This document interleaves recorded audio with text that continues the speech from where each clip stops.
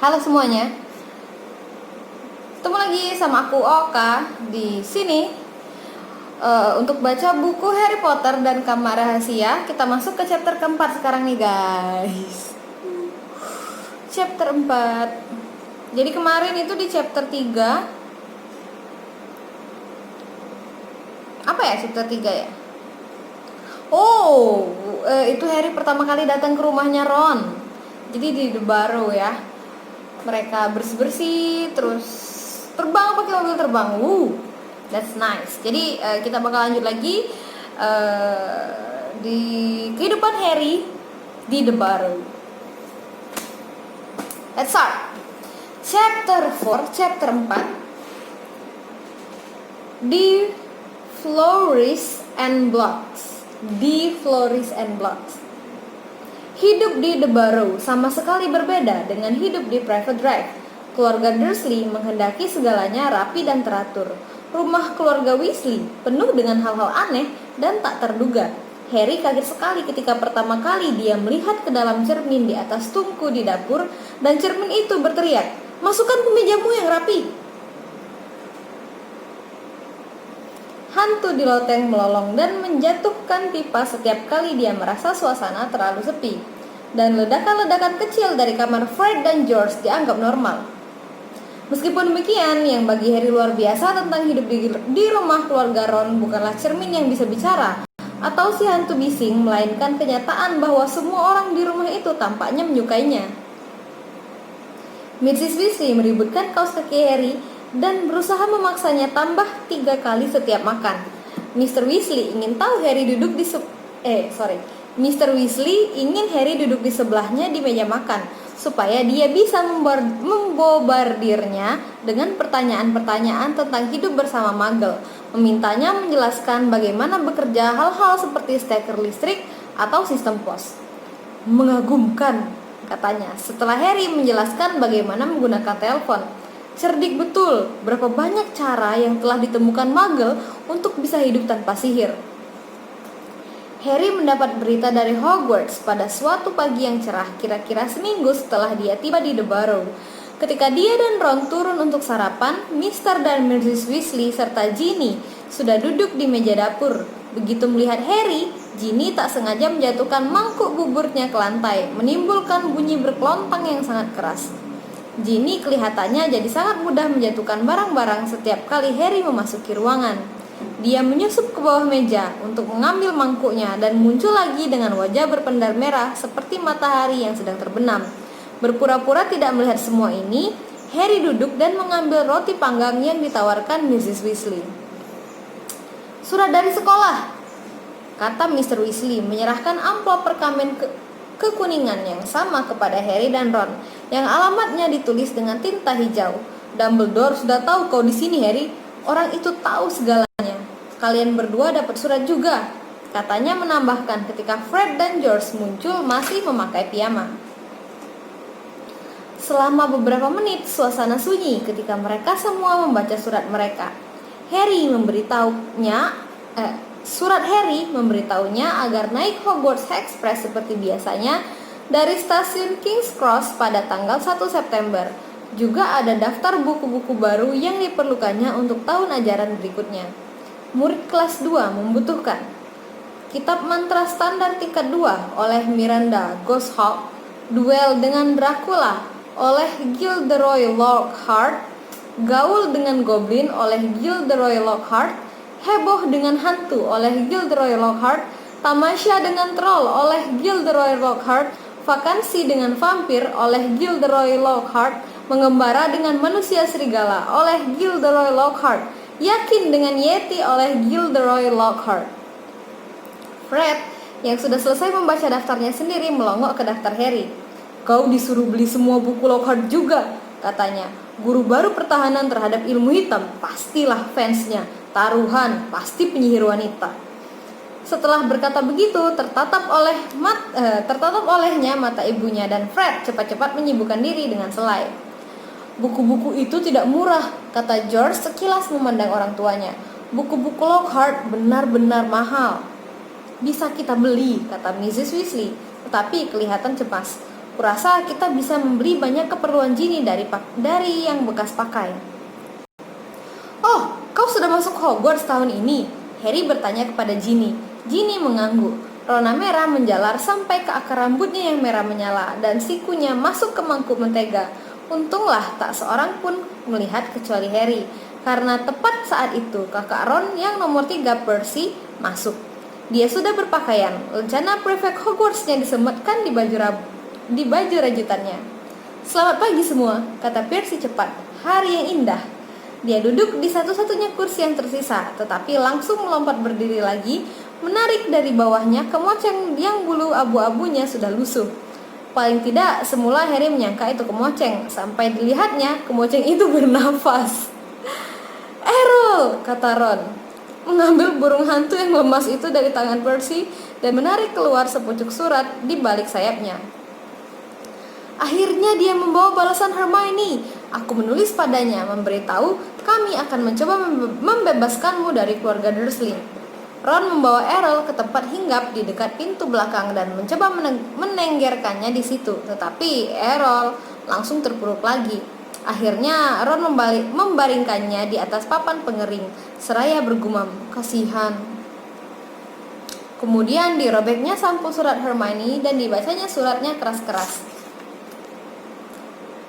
Halo Ron dan Harry, kalau ada, kuharap segalanya berjalan lancar dan Harry baik-baik saja, dan kau tidak melakukan sesuatu yang melanggar hukum untuk membebaskannya, Ron, karena itu akan menyulitkan Harry juga. Aku cemas sekali, dan kalau Harry tak apa-apa, tolong segera beritahu aku. Tapi mungkin lebih baik kau gunakan burung hantu yang lain, karena kalau sekali lagi disuruh mengirim surat, kurasa burung hantu yang ini lewat deh. Aku sibuk sekali belajar, tentu saja. Bagaimana mungkin, kata Ron ngeri. Kita kan sedang libur, dan kami akan ke London Rabu depan untuk membeli buku-buku baruku. Bagaimana kalau kita bertemu di Diagon Alley? Beritahu aku apa yang terjadi begitu kau sempat. Salam hangat dari Hermione.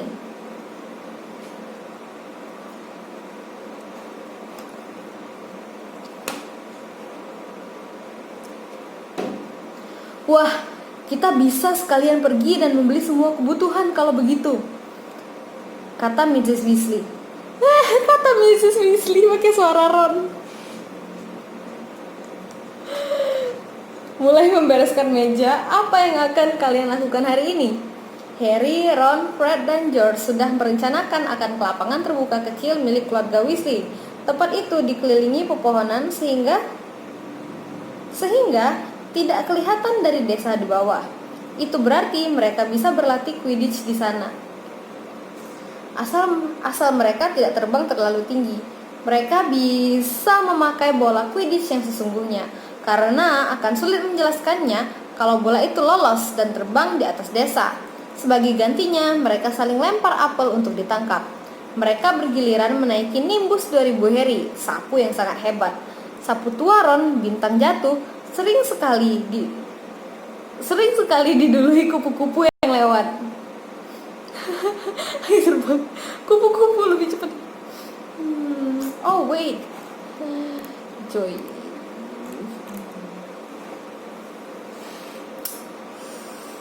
Wait. 5 menit kemudian mereka mendaki bukit dengan sapu di atas bahu. Mereka sudah menanyai Percy kalau dia mau ikut, tetapi Percy mengatakan dia sibuk. Sejauh ini Harry cuma bertemu Percy pada waktu makan. Dia berkurung terus di kamarnya. Pingin tahu deh dia sebetulnya ngapain, kata Fred sambil mengerutkan kening. Tidak biasanya dia begitu. Hasil ujiannya keluar sehari sebelum hasil kalian diumumkan. 12 awal dan dia nyaris tidak kelihatan senang. Ordinary Wizarding Levels, level sihir umum, George menjelaskan, melihat wajah kebingungan Harry. Bill dapat 12 juga. Kalau tidak hati-hati, kita punya ketua murid satu lagi dalam keluarga. Malu betul kita. Bill adalah putra sulung keluarga Weasley. Dia dan adiknya Charlie sudah lulus dari Hogwarts. Harry belum pernah bertemu mereka berdua, tetapi dia tahu Charlie ada di Rumania mempelajari naga, dan Bill di Mesir bekerja untuk bank penyihir Gringotts. Entah bagaimana Mom dan Dad akan bisa membelikan semua keperluan sekolah kita tahun ini. kata George setelah diam sesaat. 5 set buku-buku Lockhart dan Ginny perlu jubah dan tongkat dan macam-macam lagi. Harry diam saja. Dia merasa agak tidak enak.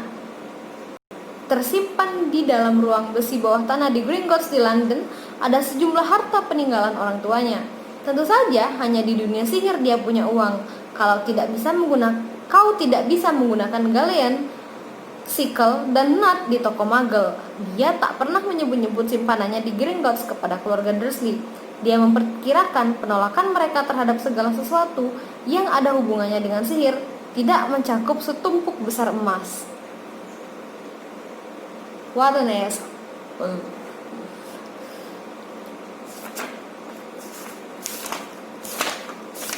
Wait, so many pages.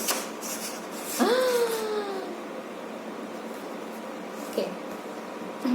Mrs. Weasley membangunkan mereka semua pagi-pagi Rabu berikutnya. Setelah dengan cepat melahap sarapan berupa 6 sandwich daging asap untuk masing-masing, mereka memakai mantel dan Mrs. Weasley mengambil vas bunga dari rak di atas tungku dapur lalu mengintip di dalamnya. Sudah hampir habis, Arthur, katanya menghela nafas. Kita harus beli lagi hari ini. Tamu lebih dulu. Kau duluan, Harry. Dan dia menyodorkan vas itu kepada Harry. Harry bingung memandang mereka semua mengawasinya. Apa yang harus kulakukan? Katanya tergagap. Dia belum pernah berpergian dengan bubuk Flo, kata Ron tiba-tiba. Sorry, Harry, aku lupa. Belum pernah, kata Mr. Weasley. Jadi, bagaimana kau sampai di Diagon Alley untuk membeli keperluan sekolah tahun lalu? Aku naik kereta bawah tanah. Oh, ya? Kata Mr. Weasley ingin tahu. Apa ada eskapator? Bagaimana caranya? Tidak sekarang, Arthur, kata Mrs. Weasley. Bubuk Flo jauh lebih cepat, nak. Tapi entahlah, kalau kau belum pernah. Tidak apa-apa, Mam, kata Fred. Harry, lihat kami dulu. Fred mengambil sejumput bubuk berkilau dari vas bunga, melangkah ke perapian, dan menaburkan bubuk itu ke nyala api. Dengan deru keras, api berubah menjadi hijau zamrud dan menjulang lebih tinggi dari Fred yang melangkah ke dalamnya sambil berteriak, Diagon Alley, dan langsung menghilang. Ngomongnya harus jelas, nak, Mrs. Weasley memberitahu Harry ketika George memasukkan tangan ke dalam vas dan keluarnya harus di perapian yang benar. Di mana? Tanya Harry gugup ketika api menderu dan melenyapkan George dari pandangan juga. Ya, ada banyak perapian penyihir yang bisa dipilih kan, tapi asal kau ngomongnya jelas. Dia akan baik-baik saja, Molly, jangan terlalu cemas, kata Mr. Weasley sambil menjemput bubuk Flo juga. Tapi kalau dia tersesat, bagaimana kita harus menjelaskan kepada bibi dan pamannya? Mereka tidak akan keberatan, Harry menenangkan. Dudley akan menganggapnya lucu sekali kalau aku tersesat di cerobong asap. Jangan khawatir. Baiklah, kalau begitu, kau berangkat sesudah Arthur, kata Mrs. Weasley setelah masuk perapian. Katakan kemana tujuanmu dan rapatkan sikumu, Ron menasihati, dan pejamkan matamu, kata Mrs. Weasley. Angusnya, jangan gelisah. Itu keperapian yang salah. Tapi jangan panik dan buru-buru keluar juga. Tunggu sampai kau melihat Fred dan George. Sambil berusaha keras mengingat semua ini, Harry mengambil sejumput bubuk Flo dan berjalan ke perapian. Dia menarik nafas dalam-dalam, menaburkan bubuk ke nyala api dan melangkah masuk. Apinya terasa bagai angin hangat. Harry membuka mulut dan langsung tertelan oleh banyak abu panas. Diagon Alley, katanya terbatuk. Rasanya seakan Harry tersedot lubang yang besar sekali. Dia seperti berpusar sangat cepat. Deru keras memekakkan telinganya. Pusaran api hijau membuatnya pusing. Sesuatu yang keras segera merapatkannya ke tubuhnya. Masih terus berpusar. Terus. Sekarang rasanya ada tangan dingin menampar mukanya. Mengintip lewat kacamatanya, dilihatnya samar-samar serangkaian perapian dan sekilas tampak ruangan di baliknya. Sandwich daging asapnya bergolak di dalam perutnya. Dia memejamkan lagi matanya, berharap pusaran ini segera berhenti. Dan kemudian Harry jatuh terjerembab di lantai batu yang dingin dan kacamatanya pecah.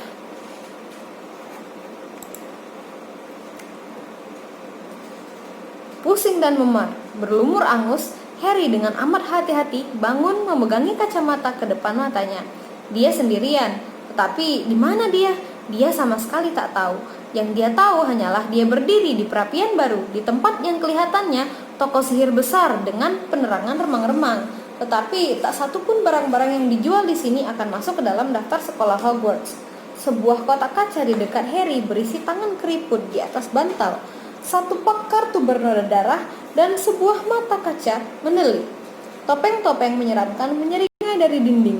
Tulang-tulang manusia berbagai bentuk dan ukuran bertebaran di meja pajang, dan peralatan berpaku tajam berkarat bergantung dari langit-langit. Yang lebih parah lagi, jalan sempit yang bisa dilihat Harry lewat kaca toko yang berdebu jelas bukan Diagon Alley. Lebih cepat dia meninggalkan tempat ini lebih baik. Dengan hidung masih perih gara-gara jatuh menghantam lantai perapian tadi, Harry berjalan cepat tanpa suara menuju pintu.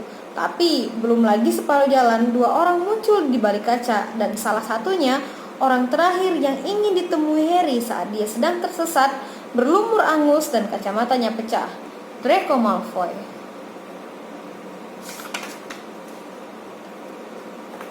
Harry cepat-cepat memandang berkeliling dan melihat lemari besar hitam di sebelah kirinya. Dia melesat masuk dan menarik pintunya, sampai tinggal celah sedikit untuk mengintip. Beberapa detik kemudian, bel berdentang dan Malfoy masuk ke dalam toko. Laki-laki yang masuk di belakangnya pastilah ayahnya. Wajahnya sama, pucat dan runcing, dan matanya pun sama, abu-abu dingin. Mr. Malfoy menyeberangi ruangan, melihat barang-barang yang dipamerkan, dan membunyikan bel di meja pajangan sebelum menoleh kepada anaknya dan berkata, "Jangan sentuh apa-apa, Draco." Malfoy yang sudah tiba di mata kaca berkata, "Katanya aku akan diberikan hadiah." "Aku bilang aku akan memberikanmu sapu balap," kata ayahnya, mengetuk-ngetukkan jari di atas meja pajangan. "Apa gunanya sapu kalau aku tidak masuk tim asrama?" kata Malfoy, tampangnya cemberut dan marah. "Harry Potter dapat nimbus 2000 tahun lalu, izin khusus dari Dumbledore supaya dia bisa main untuk Gryffindor. Padahal sih dia tidak hebat-hebat amat, cuma karena dia terkenal saja, terkenal gara-gara punya bekas luka konyol di dahinya." Malfoy membungkuk, mengamati rak penuh tengkorak. Semua menganggapnya pintar, Potter yang hebat dengan bekas luka dan sapunya. "Kau sudah menceritakannya padaku paling tidak 12 kali, kata Mr. Malfoy dengan pandangan yang menyuruhnya diam. "Dan kuingatkan kau bahwa tidaklah bijaksana memperlihatkan bahwa kau kurang menyukai Harry Potter, mengingat sebagian besar bangsa kita menganggapnya sebagai pahlawan yang membuat pangeran kegelapan menghilang." "Ah, Mr. Borgin." Seorang laki-laki tua bungkuk muncul di belakang meja, menyeka rambutnya yang berminyak dari wajahnya. "Mr. Malfoy, senang sekali bertemu Anda," kata Mr. Borgin dengan suara selicin rambutnya. "Gembira, dan Tuan Muda Malfoy juga sungguh menyenangkan. Apa yang bisa saya bantu? Harus saya tunjukkan kepada Anda baru datang hari ini dan harganya pun sangat bersaing." "Aku tidak mau beli hari ini, Mr. Borgin, tapi jual," kata Mr. Malfoy. "Jual?" Senyum agak memudar dari wajah Mr. Borgin. "Kau sudah dengar tentunya bahwa kementerian melakukan razia lagi," kata Mr. Malfoy, mengeluarkan gulungan perkamen dari saku dalamnya dan membukanya untuk dibaca Mr. Borgin. "Aku punya beberapa barang di rumah yang bisa bikin aku malu kalau kementerian datang." Mr. Borgin menjepitkan kacamata tanpa gagang ke hidungnya dan membacanya. "Kementerian tidak akan memisahkan Anda, Sir, tentunya." Mr. Malfoy mencibir. "Aku belum didatangi. Nama Malfoy masih dihormati, tapi kementerian semakin suka mencampuri urusan orang lain. Ada desas-desus tentang adanya undang-undang perlindungan magel yang baru. Tak diragukan lagi, si kutu busuk goblok pencipta magel, Arthur Weasley, berada di belakang semua ini." Harry berang sekali. Seperti yang kau lihat, beberapa racun ini dan seperti yang kau lihat, beberapa racun ini bisa kelihatan. "Saya mengerti, Sir." "Tentu saja," kata Mr. Borgin. "Coba saya lihat." "Boleh aku beli itu?" sela Draco menunjuk tangan keriput di bantal. Ah, tangan kemuliaan, kata Mr. Borgin meninggalkan daftar Mr. Malfoy dan bergegas mendatangi Draco. Taruh lilin, dan lilin ini hanya akan memberikan cahaya pada pemegangnya. Sahabat terbaik para pencuri dan penjara. Selera anak Anda hebat, Sir. Kuharap anakku akan jadi lebih dari sekedar pencuri dan penjara, Borgin, kata Mr. Malfoy dingin. Dan Mr. Borgin buru-buru berkata, tidak menyindir, Sir. Tidak bermaksud menyindir. Meskipun kalau angka-angkanya tidak bertambah baik, kata Mr. Malfoy lebih dingin lagi. Mungkin dia hanya pantas jadi pencuri dan penjara. Bukan salahku, bantah Draco. Semua guru punya anak emas, si Hermione Granger. Kukira kau akan malu bahwa anak perempuan yang bukan berasal dari keluarga sihir mengalahkanmu dalam semua ujian. Tukas Mr. Malfoy. Hah, kata Harry dalam hati, senang melihat Draco kelihatan malu dan marah. Di semua tempat sama, kata Mr. Borgin dengan suaranya yang licin. Darah penyihir, nilainya sudah berkurang di mana-mana. Bagiku tidak, kata Mr. Malfoy, cuping hidungnya panjang mekar. Tidak, Sir. Bagi saya juga tidak, Sir, kata Mr. Borgin membungkuk rendah. Kalau begitu, mungkin kita bisa kembali ke daftarku, kata Mr. Malfoy pendek. Aku agak terburu-buru, Borgin. Aku ada urusan penting di tempat lain hari ini. Mereka mulai tawar-menawar. Harry mengawasi dengan cemas ketika Draco semakin lama semakin dekat ke tempat persembunyiannya. Melihat-lihat barang-barang yang dijual, dia berhenti untuk mengamati gulungan tali panjang untuk menggantung orang dan membaca sambil menyeringai kartu yang disandarkan pada kalung opal yang bagus sekali. Hati-hati, jangan sentuh, dikutuk. Sampai hari ini sudah minta korban 19 magel pemiliknya. Draco berbalik dan melihat lemari persis di depannya. Dia mendekat, mengulurkan tangannya ke depan pintu. Baik, kata Mr. Malfoy di meja pajangan. Ayo Draco. Harry menyeka dahinya ke lengan bajunya ketika Draco berbalik. Selamat siang, Mr. Borgin. Kutunggu kau di rumah besok untuk mengambil barang-barang itu. Begitu pintu tertutup, Mr. Borgin menanggalkan sopan santunnya. Selamat siang sendiri saja, Mr. Malfoy. Dan jika cerita yang beredar benar, kau belum menjual setengah dari yang kau sembunyikan di istanamu. Sambil menggerutu sebal, Mr. Borgin menghilang ke ruang belakang. Harry menunggu selama semenit, siapa tahu dia muncul lagi. Kemudian sepelan mungkin dia menyelinap keluar dari lemari, melewati kotak-kotak kaca dan keluar lewat pintu toko. Sambil menempelkan kacamatanya yang pecah ke wajahnya, Harry memandang berkeliling. Dia berada di jalan kecil kumuh berisi toko-toko yang semuanya menjual barang-barang untuk ilmu hitam. Toko yang baru saja ditinggalkannya, Borgin and Burkes, kelihatannya yang paling besar. Tetapi di seberangnya ada etalase yang memajang kepala-kepala yang sudah mengerut mengerikan. Dan dua toko sesudahnya ada kandang besar berisi banyak laba-laba raksasa yang berjalan ke sana kemari. Dua penyihir laki-laki kumal mengawasinya dari bayang-bayang pintu, seraya saling bergumam. Dengan gelisah, Harry berjalan, memegangi kacamatanya selurus mungkin dan berharap bisa menemukan jalan keluar dari tempat ini. Papan nama kusam yang tergantung di atas toko yang menjual lilin beracun memberitahunya bahwa dia berada di Knockturn Alley. Ini tidak membantu karena Harry belum pernah mendengar nama tempat ini.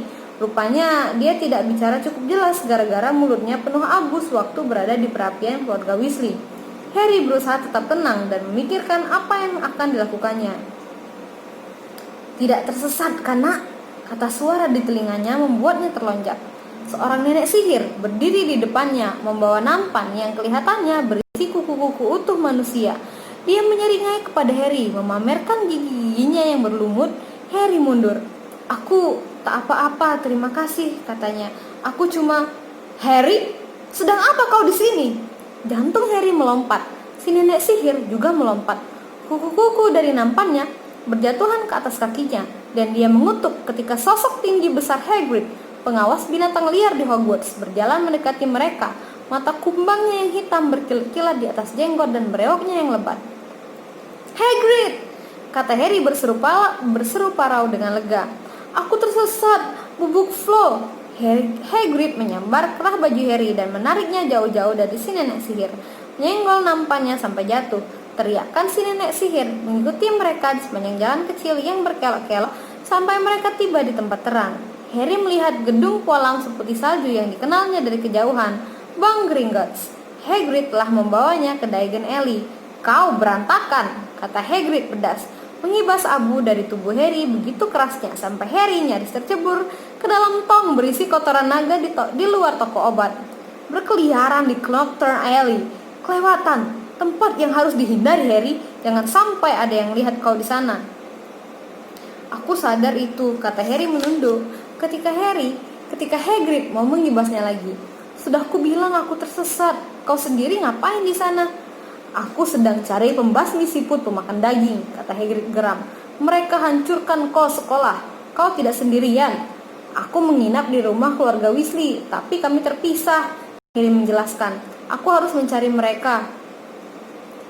Mereka berjalan berdua. Kenapa kau tidak pernah balas suratku? Tanya Hagrid sementara Harry berlari-lari kecil di sebelahnya.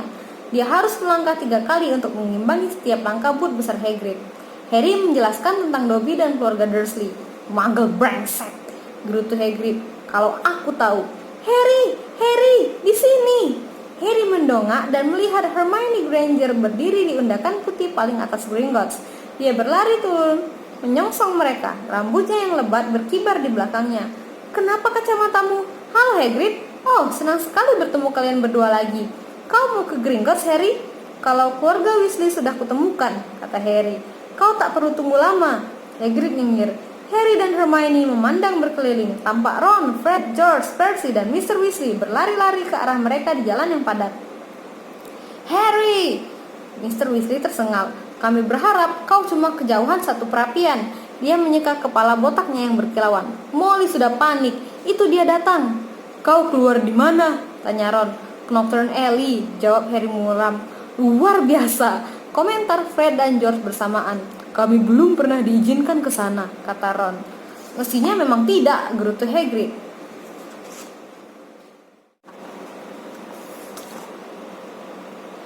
Mestinya memang tidak, gerutu Hagrid. Mrs. Weasley kini sudah kelihatan berlari dengan tas tangan berayun liar di satu tangan, sementara Ginny bergantung di tangan yang lainnya. Oh Harry, oh nak, kau bisa tersesat entah di mana.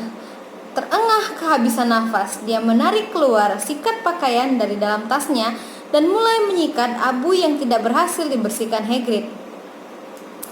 Mr. Weasley mengambil kacamata hitam. Mr. Weasley mengambil kacamata Harry, mengetuknya dengan tongkatnya dan mengembalikannya pada Harry, seperti baru lagi. Aku harus pergi, kata Hagrid yang tangannya dijabat erat-erat oleh Mrs. Weasley. Knockturn Alley, coba kalau kau tidak menemukannya Hagrid, sampai ketemu di Hogwarts. Dan dia pergi, lebih tinggi sebahu daripada siapapun juga di jalan yang padat itu. Coba tebak siapa yang kulihat di Borgin and Burkes, kata Harry kepada Ron dan Hermione ketika mereka menaiki undakan Gringotts. Malfoy dan ayahnya. Apa Lucius Malfoy membeli sesuatu? Tanya Mr. Weasley tajam di belakang mereka. Tidak, dia jual. Jadi dia cemas, kata Mr. Weasley puas. Ingin rasanya menangkap Lucius Malfoy karena sesuatu. Hati-hati Arthur, kata Mrs. Weasley tajam.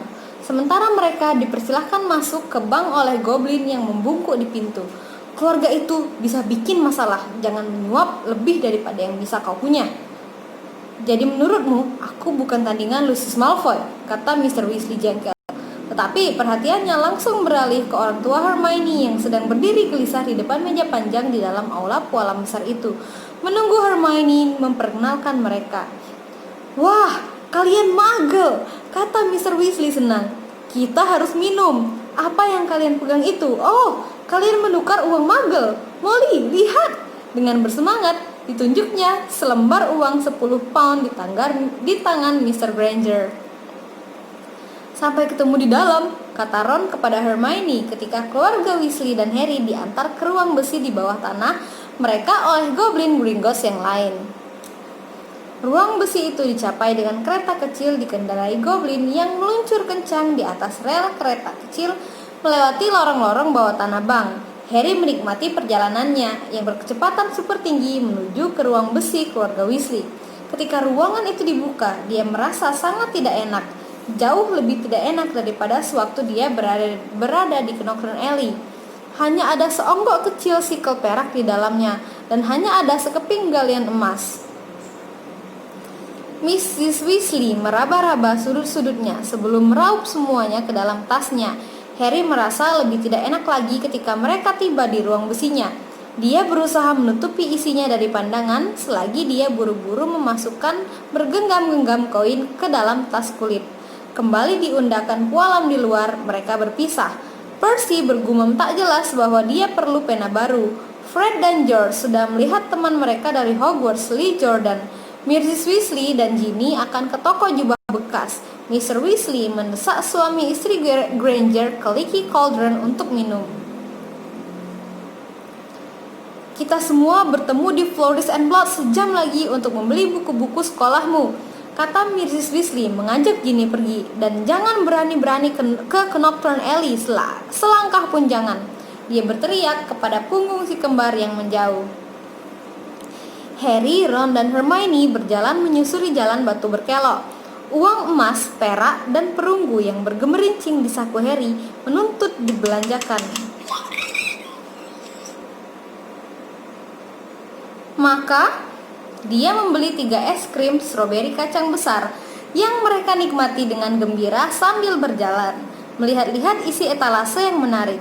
Ron memandang penuh ingin saat satu set lengkap jubah Codley Cannons di etalase peralatan Quidditch berkualitas, sampai Hermione menariknya untuk membeli tinta dan perkamen di toko sebelahnya. Di toko lelucon sihir Gumball and Jeps, mereka bertemu Fred, George, dan Lee Jordan yang sedang membeli kembang api awal basah tanpa panas Dr. Filibuster. Dan di toko kecil barang-barang rongsokan yang penuh tongkat patah, timbangan kuningan yang sudah butut, dan jubah-jubah tua bernoda bercak-bercak ramuan. Mereka menemukan Percy sedang asik membaca buku kecil yang sangat membosankan berjudul Prefect yang meraih kekuasaan. Telaah tentang para prefect Hogwarts dan karir yang mereka rintis. Ron membaca keras-keras dari sampul belakangnya. Kedengarannya menarik sekali.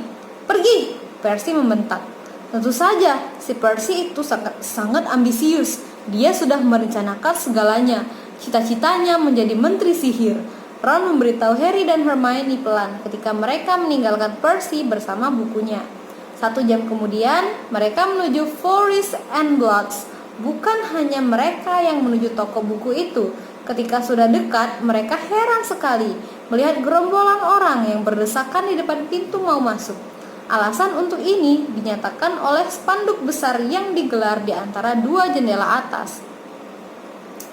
Gilderoy Lockhart akan menandatangani autobiografinya, Aku Yang Ajaib, hari ini pukul 12.30 sampai 16.30. Kita bisa ketemu dia, pekik Hermione. Maksudku, hampir seluruh buku yang ada di daftar kita karangannya. Gerombolan orang itu kelihatannya sebagian. Ya,